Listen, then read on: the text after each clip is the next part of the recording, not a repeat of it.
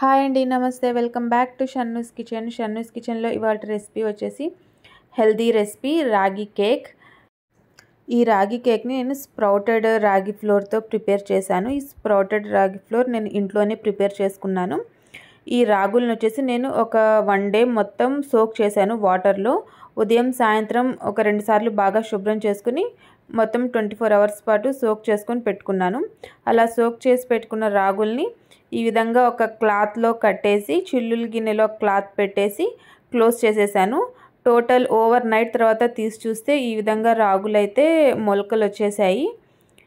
ఈ స్ప్రౌటెడ్ రాగి ఫ్లోర్ అనేది హెల్త్కి చాలా మంచిది. నార్మల్ డైరెక్ట్గా రాగుల్ని పొడి చేసుకునే దానికన్నా ఇలా మొలకెత్తిన రాగుల్ని పొడి చేసుకొని మనం జావా లాగా కానీ, ఇలా కేక్స్ లాగా కానీ, హల్వా కానీ ఎలాంటి రెసిపీస్ అయినా ప్రిపేర్ చేసుకోవచ్చు. దోశలు వేసుకోవచ్చు, చపాతీలు చేసుకోవచ్చు, ఎలాంటి రెసిపీస్ అయినా చేసుకోవచ్చు.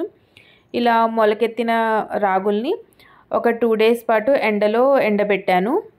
మీకు ఎండలో పెట్టడం కుదరదు అనుకుంటే మీరు ఒక 10 to 15 మినిట్స్ పాటు మీడియం ఫ్లేమ్ మీద వేయించుకున్నా సరిపోతుంది. నేను ఇక్కడ 2 డేస్ పాటు ఎండలో పెట్టుకున్నాను కాబట్టి నేనైతే వేయించలేదు, డైరెక్ట్గా పౌడర్ చేసుకున్నాను. ఈ విధంగా 2 డేస్ తర్వాత ఈ విధంగా వచ్చాయి. ఇప్పుడు దీన్ని మిక్సీ జార్లో వేసుకుని పౌడర్ చేసుకున్నాను. ఈ విధంగా పౌడర్ చేసుకొని ఫ్రిడ్జ్లో స్టోర్ చేసుకుంటే ఎన్ని నెలలైనా ఈ పౌడర్ అనేది పాడవదు. ఎలాంటి రెసిపీస్ అయినా ప్రిపేర్ చేసుకోవచ్చు.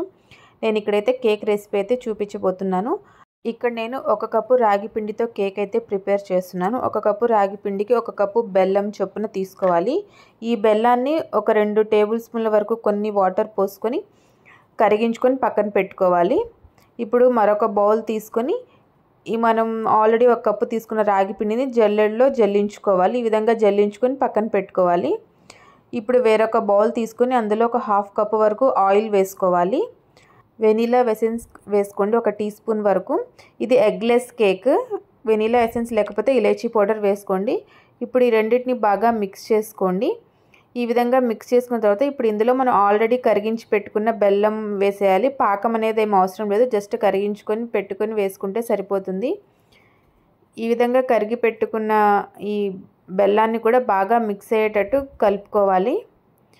ఇది వచ్చేసి జస్ట్ నేను ఒక 2 టీ స్పూన్లు వాటర్ వేసి కరిగించుకున్నాను. చల్లారేసరికి ఆ బెల్లం అనేది ఈ విధంగా కొంచెం గట్టిగా అయిపోయింది. ఈ బెల్లం అనేది ఆయిల్లో బాగా కలిసేటట్టుగా ఒక 2 నిమిషాల పాటు బాగా కలుపుకోవాలి. ఈ బెల్లం వాటర్ అనేవి బాగా చల్లారిన తర్వాత మాత్రమే ఈ ఆయిల్లో కలుపుకోవాలి, వేడివేడిగా ఉన్నప్పుడు కలపకూడదు. ఇప్పుడు ఇందులో ఒక 1/2 కప్ వరకు పెరుగు వేసుకోవాలి. ఇక్కడ నేను ఎగ్లెస్ కేక్ అయితే ప్రిపేర్ చేస్తున్నాను కాబట్టి ఎగ్కి బదులుగా ఒక 1/2 కప్పు పెరుగు తీసుకుంటే సరిపోతుంది. ఈ పెరుగు కూడా బాగా కలిసేటట్టుగా కలుపుకోవాలి. ఇప్పుడు ఇందులో మనం ఆల్రెడీ జల్లించి పెట్టుకున్న రాగి పిండి వేసుకోవాలి. ఈ రాగి పిండి కూడా ఎక్కడ ఉండలు లేకుండా బాగా కలిసేటట్టుగా కలుపుకోవాలి. ఇప్పుడు ఇందులో ఒక 1/2 కప్పు వరకు గోధుమ పిండి వేసుకోవాలి. గోధుమ పిండి వేసుకోవడం వల్ల కేక్ అనేది టేస్ట్ బాగుంటుంది. ఈ గోధుమ పిండిని కూడా ఈ విధంగా జల్లించి తీసుకోండి. ఇప్పుడు ఇందులో ఒక 3 టేబుల్ స్పూన్ల వరకు కోకో పౌడర్ వేసుకోండి. కోకో పౌడర్ వేసుకోవడం వల్ల ఈ కేక్కి చాక్లెట్ ఫ్లేవర్ అనేది వస్తుంది. పిల్లలు కొంచెం తినడానికి కూడా ఇష్టపడతారు. ఇప్పుడు ఇందులో ఒక టేబుల్ స్పూన్ వరకు బేకింగ్ పౌడర్ వేసుకోండి. ఒక 1/2 టీ స్పూన్ వరకు బేకింగ్ సోడా వేసుకోండి. ఒక చిటికెడు ఉప్పు కూడా వేసుకోండి. ఇందులో బేకింగ్ సోడా కానీ, బేకింగ్ పౌడర్ కానీ ఏదైనా ఒకటి ఉన్నా వేసుకోండి, 2 లేకపోయినా పర్లేదు, ఏదో ఒకటి వేసుకోండి. ఈ మొత్తాన్ని బాగా జల్లించుకోవాలి. ఇప్పుడు వీటన్నిటిని బాగా మిక్స్ చేసుకోవాలి. ఎక్కడ లంప్స్ అనేవి లేకుండా అంతా ఒకే కన్సిస్టెన్సీ వచ్చేటట్టుగా బాగా కలుపుకోవాలి. ఈ విధంగా కలుపుకున్న తర్వాత ఇప్పుడు ఇందులో లాస్ట్ ఇంగ్రీడియంట్ వచ్చేసి పాలు. ఒక 1/2 కప్ వరకు పాలు వేసుకొని బాగా కలుపుకోండి. ఒక 2 నిమిషాల పాటు బాగా కలుపుకుంటే పాలన్నీ బాగా కలిసిపోతాయి. ఈ కన్సిస్టెన్సీ వచ్చేసి రిబ్బన్ కన్సిస్టెన్సీ ఉండాలి. ఈ విధంగా ఉంటేనే మన కేక్ అనేది బాగా ఫ్లఫీగా బాగుంటుంది. ఈ విధంగా రిబ్బన్ కన్సిస్టెన్సీ ఉండేటట్టుగా చూసుకోండి.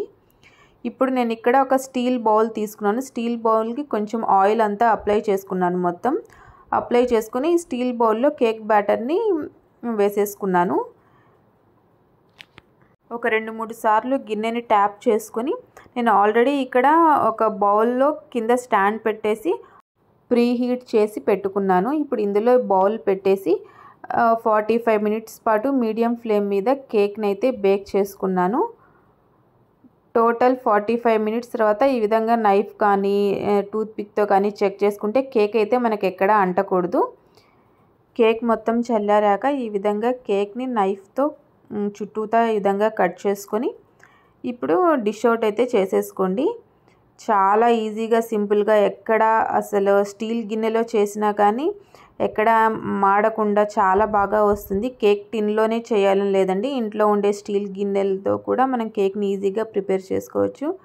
చాలా ఫ్లఫీగా టేస్ట్ అయితే చాలా చాలా బాగుంది. మీరు కూడా తప్పకుండా ఈ హెల్దీ రాగి కేక్ని అయితే ఒకసారి ట్రై చేయండి.